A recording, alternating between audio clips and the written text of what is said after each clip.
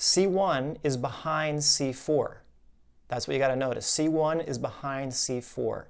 That means that is a normal curve. When you end up like I did, or when you end up like I did, or if you have a right TMCC pattern, you may end up with a less of a curve, and that's what I'm going to show you.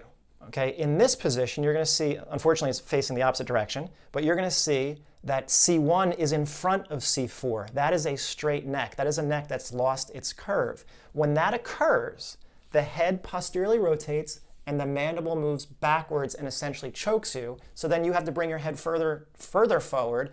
And as you do that, it pulls your rib cage up because these neck muscles become very, very overactive, mostly the SCMs, the sternocleidomastoids, and they pulls you into spinal extension. And now you're in the pattern.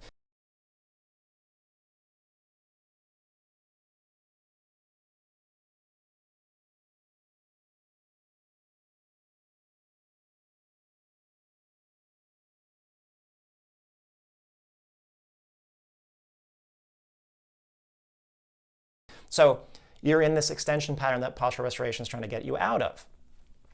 In this position, you cannot rotate effectively. You cannot move side to side effectively.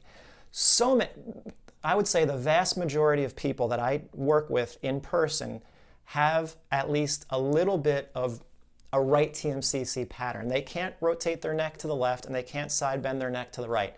That's the vast majority. If that's the vast majority that I work with, that means the vast majority of people who are actually watching these videos are also in the same position. Doesn't mean that you've lost your curve completely. Remember, there's degrees of this.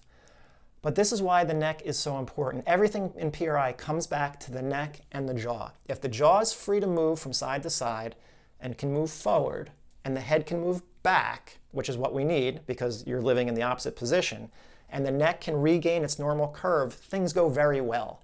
When people are completely stuck, when that neck cannot get its curve back because of a structural deficit in the jaw itself, that's where the dentist is needed. Of course, there's no way to know unless you get tested by a Postural Restoration Institute.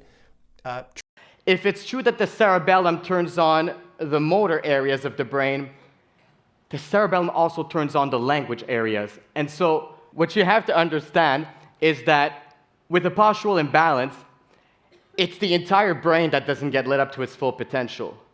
And it is both movement and learning that suffer. If it's true that the frontal lobe is really important for movement and learning, it's also critical in how we manage emotions. In 2015, researchers, again, studied the size of the brains, now this time of individuals that had a hard time managing stress. Now, I'm not too sure where they found those people. They must be really hard to find. But what they did is that they looked at the size of the brains of those people. Now, in people that had a hard time managing stress, the frontal lobe was smaller. The frontal lobe was also smaller in individuals that were affected with antisocial personality disorder, as well as borderline personality disorder.